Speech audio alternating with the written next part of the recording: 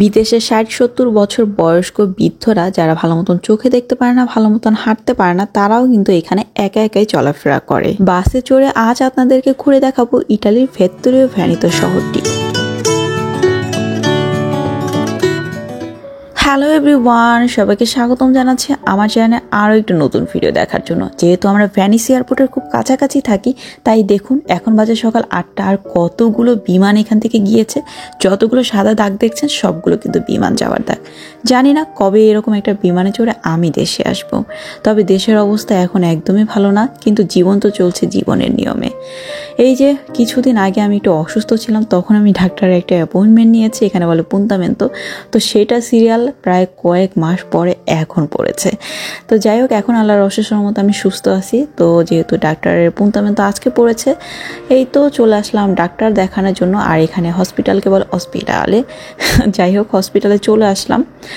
আর এখানে আপনি যখন ডাক্তারের সিরিয়াল নেবেন সেটা অনেক দিন পরে। যাই হোক, ডাক্তার আমাকে চেক আপ করে দেখে বললো যে আল্লাহর অশেষ রহমতে এখন আমি সুস্থই আছি। তবুও কিছু টেস্ট দিয়ে দিল। তো এখানে এসে আপনাদের ভাইয়া হচ্ছে ওই টেস্টের জন্য আবার একটা পুন্তামেন্তো নিল, সেটাও আবার কয়েক মাস পরে। এখানের ডাক্তারের ব্যবস্থা ভালোই, কিন্তু এখানে ডাক্তারি ব্যবস্থা নেওয়ার জন্য আপনাকে অনেক ধৈর্য ধারণ করতে হবে, কারণ এখানে অ্যান্টিবায়োটিক কোনোভাবেই আপনাকে দিবে না। এই বিদেশের ওষুধগুলো খেলে আপনার যে অসুস্থতা সেটা খুব ধীরে ধীরে সুস্থ হবে, অনেকটা সময় নিয়ে। যাই হোক, হয়তোবা এই কারণে এইখানকার যে বয়স্ক মানুষেরা রয়েছে তারা হয়তোবা এই বয়সে এসে অনেক বেশি সুস্থ আমাদের চাইতেও।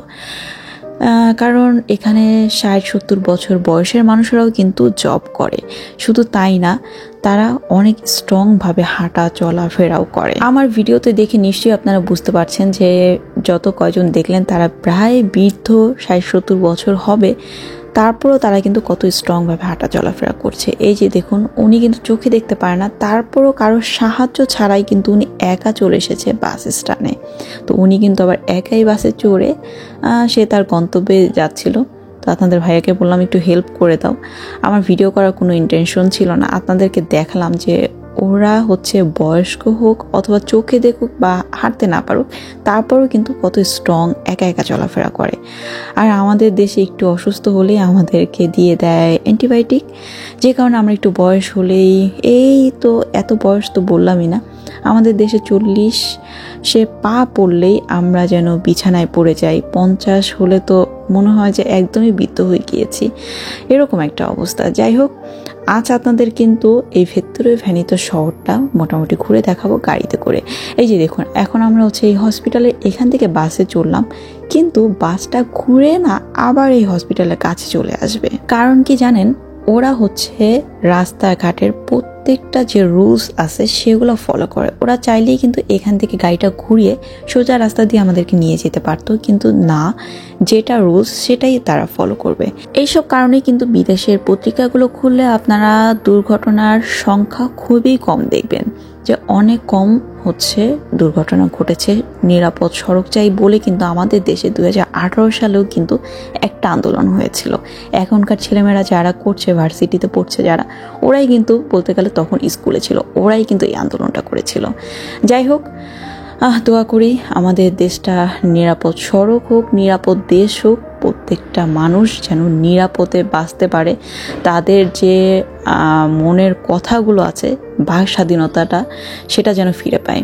তো চলুন আজ আপনাদেরকে ভেত্তরীয় ভেনিতো শহরটা ঘুরে দেখাই। আশা করি আপনাদের কাছে ভালো লাগবে, কারণ এই শহরটা আমার কাছে অনেক বেশি পছন্দের। Just look at the view, অনেক বেশি সুন্দর, কারণ ওই দিকে রয়েছে মাউন্টেন আর এই দিকে রয়েছে অনেক সুন্দর একটি গ্রাম।